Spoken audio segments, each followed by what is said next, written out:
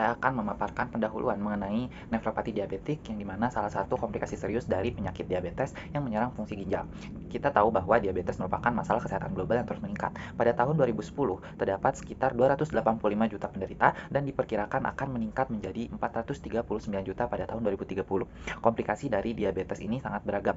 Salah satu yang paling berbahaya adalah nefropati diabetik, yang dimana nefropati diabetik adalah komplikasi mikrovaskular yang menyerang ginjal. Kondisi ini ditandai dengan meningkatnya albuminuria, yaitu kebocoran protein dalam urin, serta penurunan kemampuan ginjal darah menyaring darah yang akibatnya itu kualitas hidup dan harapan hidup pasien yang menderita penyakit tersebut menjadi menurun secara signifikan.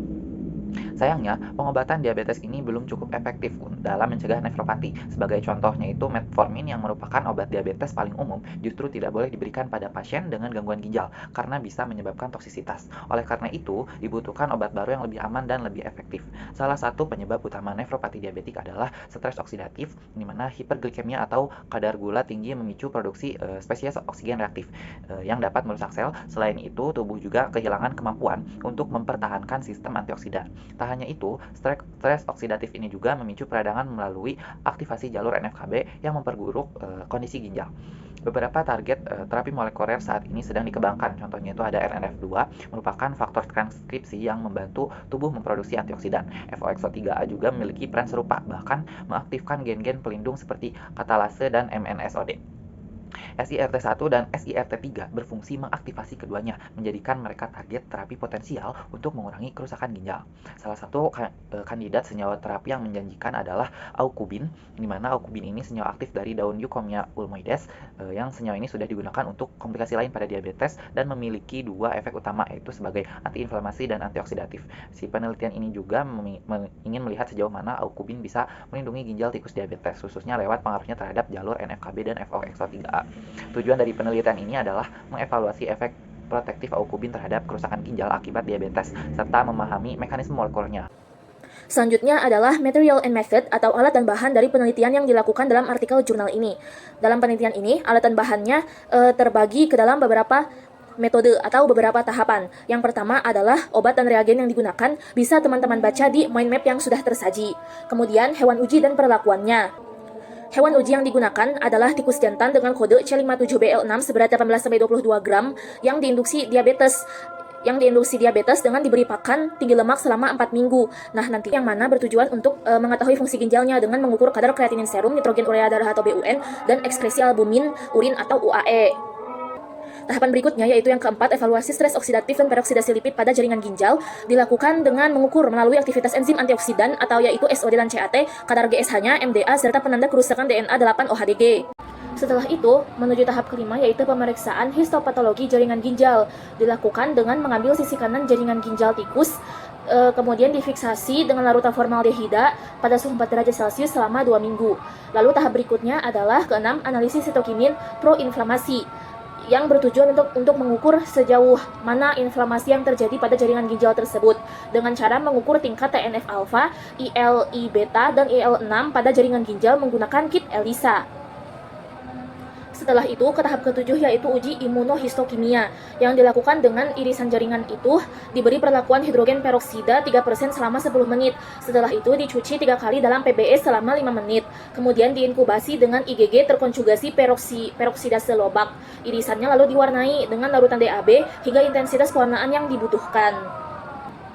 Tahapan selanjutnya yaitu tahapan ke-8, analisis imunofluoresensi, dilakukan dengan menginkubasi irisan jaringan dengan antibodi primer 8-OHDG semalaman pada suhu 4 derajat Celcius. Kemudian jaringannya diwarnai untuk divisualisasikan dengan mikroskop fluoresensi. Tahapan berikutnya yaitu pewarnaan Western atau Western blot. Dalam proses ini, ekspresi protein dianalisis menggunakan Western blot terhadap protein yang terkait dengan jalur NF-kB, NRF2, dan FOXO3A. Tahapan berikutnya adalah ekstraksi RNA dan real-time PCR. Tahap ini dilakukan dengan cara mengetahui ekspresi gennya seperti apa dengan melakukan PCR kuantitatif terhadap gen HO1, NPO1, MNSOD, CAT, FN, dan kolagen 4. Tahapan berikutnya yaitu analisis tunnel untuk menganalisis sel-sel apoptosis pada jaringan ginjal dengan menggunakan metode pewarnaan tunnel. Tahapan terakhir dalam material and method ini yaitu analisis statistik, yaitu hasil dianalisis menggunakan ANCOVA satu arah. Oke, selanjutnya yaitu ada hasil dari review jurnal yang telah kami lakukan berupa yang pertama, AU ini dapat meningkatkan kemudian antiinflamasi dan juga perbaikan ginjal.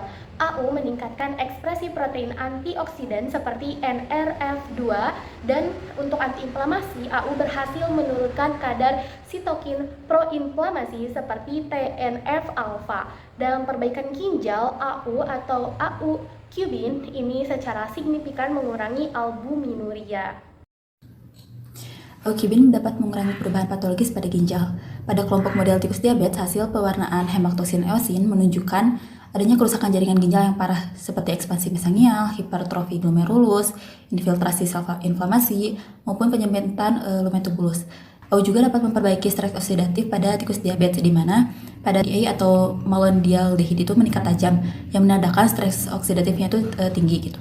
Juga dapat menekan ekspresi sitokinin proinflamasi dengan menghambat aktivasi NF-κB atau nuclear factor kappa B yang dimana kadar sitokinin proinflamasi di jaringan ginjal tersebut tuh meningkat gitu signifikan pada tikus model. Kemudian AU juga dapat meningkatkan transkripsi FOXO3A atau Froghead Transcription Factor O subfamily member 3A, di mana faktor transkripsi yang terlibat dalam ekspresi enzim antioksidan itu menurun gitu pada tikus model. Yang selanjutnya yaitu ada AU dapat melindungi ginjal dari kerusakan akibat neuropatik diabetes dengan meningkatkan sistem antioksidan. AU ini tuh dapat meningkatkan ekspresi POKO3A di inti sel yang dapat mengaktifkan gen antioksidan seperti MN-SOD dan CAT untuk menetralkan radikal bebas. Aktivasi POKO3 ini tuh dimediasi oleh protein SIRT1 dan SIRT3 melalui proses deasetilasi sehingga dapat meningkatkan ekspresi gen antioksidan dan ketahanan sel terhadap stres oksidatif. Baik, yang selanjutnya terlihat pada gambar adanya mekanisme aktivasi jalur NF-κB pada kondisi diabetes, yang dimana terjadi peningkatan stres oksidatif dan inflamasi yang ditandai dengan aktivasi jalur NF-κB. Dalam keadaan ini, inhibitor IKB mengalami ubiquitinasi dan degradasi, sehingga melepaskan kompleks NF-κB P65 atau P52 yang kemudian berpindah ke inti sel dan dapat mengaktifkan transkripsi gen-gen proinflamasi. AU menghambat proses ini dengan mencegah degradasi IKB sehingga menekan aktivasi NF-κB dan mengurangi produksi sitokin proinflamasi. Selain itu, AU juga meningkatkan pertahanan antioksidan melalui aktivitas protein SIRT1 dan SIRT3. Aktivasi SIRT1 menstimulus NRF2 yang kemudian berpindah ke inti sel dan meningkatkan ekspresi enzim antioksidan seperti HO1 dan NQO1 sehingga mengurangi produksi ROS. Sementara itu, SIRT3 mengaktifasi POKO3A yang juga berpindah ke inti sel dan meningkatkan ekspresi enzim antioksidan lainnya seperti MN-SOD dan katalase atau CAT. Kombinasi dari efek antiinflamasi dan peningkatan sistem antioksidan ini tuh menjelaskan bagaimana AU mampu melindungi jaringan ginjal dari kerusakan akibat stres oksidatif dan inflamasi kronis pada kondisi diabetes. Kemudian pada pembahasan kali ini didapatkan hasil gitu ya dari penelitian yang telah dilakukan pada jurnal tersebut, bahwasanya albumin ini tidak dapat menurunkan kadar glukosa dalam darah atau hemoglobin terglipolisis, namun dapat memperbaiki fungsi ginjal secara signifikan dan juga dapat menurunkan albuminuria, menurunkan kadar kreatinin serum dan juga BUN, serta mengurangi hipertrofi glomerulus, ekspansi mesangial dan juga fibrosis ginjal, di mana pada mekanismenya AU ini mengaktifkan jalur SO3A yang menjadi faktor transkripsi yang mendukung pertahanan antioksidan, dan juga AU ini memfasilitasi translokasi SOXO3A ke nukleus dan mengaktifkan ekspresi gen antioksidan, dan juga AU ini dapat menghambat jalur pensinyalan NF-κB yang mana ini diaktifkan oleh hiperglikemia. NF-κB sendiri dapat bertanggung jawab terhadap peningkatan ekspresi sitokinin inflamasi. Ya.